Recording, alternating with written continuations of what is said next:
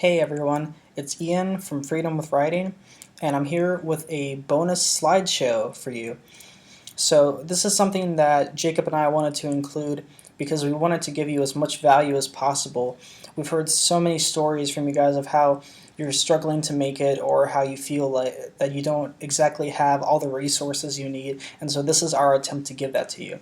So this is all about powering up your pitches. Before we get into this, check the email that you received this link in and check out the Why It Works document, which was another added bonus that we threw in, and that will explain why my pitch template that I sent works the way it does. It's going to break it down line for line and show you exactly how it functions. So that's a great resource to check out before we come into this slideshow today.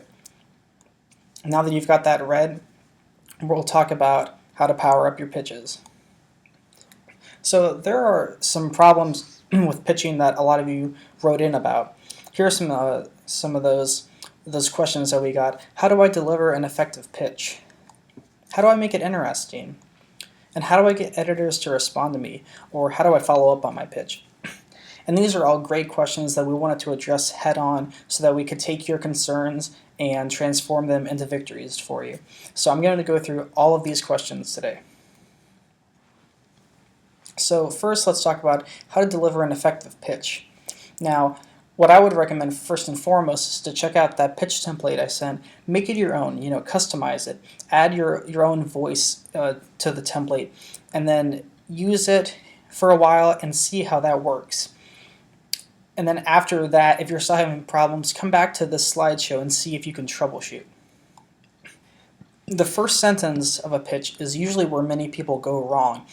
And that's because they don't know what to do. There are a lot of options that you can do in a pitch. You can talk about yourself. You can talk about the story. You can talk about, I found your blog through this person or this site or whatever. And there are a lot of options, and it can paralyze you because you don't know which one is best. What I have found to be the most successful is to just state your purpose. You'll see in the template that I just say, hi, I'd like to propose an article, because that tells the editor why you're even emailing them in the first place. You get right to the point, straight to it, no beating around the bush, and editors love that because, as I said in the Why It Works document and in the webinar too, editors are really busy. They don't have time to read long pitches. They want short and sweet and to the point. And by stating your purpose right out of the gate, you're letting them know why you're emailing them. And that seems really basic, but that's a great first step to take, because that way the editor can more easily follow the rest of your pitch. And then right after you say that you're submitting a story idea, hit them right away with that idea and the specifications. Things like word count, subject, timeliness. All of that information is really important, and you want to go into the story idea pretty quickly afterwards. In the pitch template that I sent, I just have, hi, I'd like to submit an article. Here's what it's about. Here's how many words it is. Here's why it's timely and relevant, and that's a great pattern to follow. And that's what I'd recommend. If it doesn't work for you, you can try modifying it, but that's worth a try at first. After that, tell the editor what you're capable of. You'll notice in the template I said that I can reach out to experts in the field if needed, and editors love that because that's less work for them to do or less work for them to outsource. They want writers who have a lot of skills, and if you can do things like research, find experts, provide photographs, you'll go much further than a lot of your competitors, because a lot of your competitors are just writers. They have a very limited skill set. And what you want to do is blow them out of the water by saying, I can provide the story and do this thing too, whether that's, providing a photo or doing research or whatever. Then tell the editor how both they and their readers will benefit. How is this going to benefit the site or the blog or the magazine that you're pitching? And that's also very important. It's something that a lot of people do tend to skip over. But if you can address that, if you can say, here's why it will provide value, then your pitch will go a lot further. And then I just end with a few credentials and a salutation. If you don't have any credentials, then you can just end with a salutation and it will be fine. And so that's my overall formula for a good pitch. So now we'll talk about making it interesting. Making it interesting is all in the hook. In that second paragraph, when you introduce the story idea, you have to not just introduce it, but milk it. Make the most of it, you know. And that's tough because in just a few words, you have to explain both your idea and you have to explain why it's interesting. But the best way to do this is just sell it for all it's worth. You know, explain to them why it's relevant, why it's worth a blog post or an article or whatever it is that you're pitching. Tell them why it's timely, if it is timely, or tell them why it's evergreen, if it is evergreen, you know, if it's going to be current news or something that can stand the test of time, tell them that, you know. And when you're writing that hook, that would be the part of the pitch where I would spend the most time, is in that second paragraph when you're introducing the story. Because editors want a clear and concise idea of what the story is. And conciseness is important, you know, you don't want your pitch to be long. You'll see my pitch template is really short, and I advise you to have a really short template as well. But in short, just bring out your inner advertising person and sell it for all it's worth, because that is going to be almost the number one way that you can get an editor's attention, other than a great subject line and a great natural story idea, because some story ideas are inherently better than others, and if you can seek out the ones that are really worth telling, and maybe stories that are trending and you have a different perspective on them, something like that, blogs and sites will eat that up. So, and that comes with practice. But for right now, find a good story idea that you believe in and sell it. Now, all of that said, interest is not the deciding factor when an editor is deciding what pitches to accept. It's usefulness to them. Because you could have the best idea in the world. You could, for example, have a groundbreaking political article. It's a scandal that no one else has covered. But if you're pitching it to a blog about personal finance, you know, you're not going to get in. And that's a really obvious example, but that shows you how a lot of writers are aiming in the wrong places, and a lot of the times they forget that their pitches have to be useful to the editor. Their editor is going to want a great story, that's true, but they also want one that's really relevant to the readers.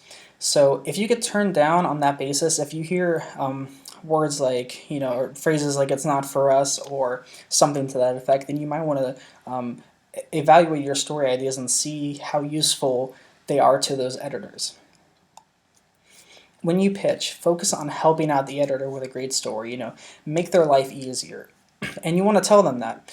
You know, I wouldn't say, oh, I want to make your life easier, but, you know, say something like, I'm confident that this story would be great for the readers of your blog because X, Y, and Z. Yeah.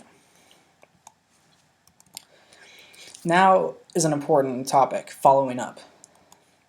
You have to follow up persistently. Editors are busy. I know that many editors have thousands and even tens of thousands of unread emails in their inboxes because their motto is, if it's important, they'll email back. And this is something that I talk a lot about in the upcoming No BS class on freelance writing.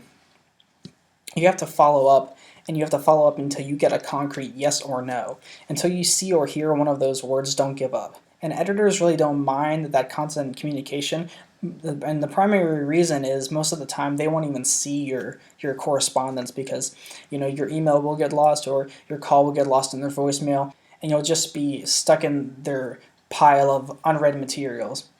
And don't take that personally, and don't think that that makes your story or your pitch any less good, because it doesn't. Because editors are just some of the busiest humans on the face of the earth, and you have to get them at the right place at the right time.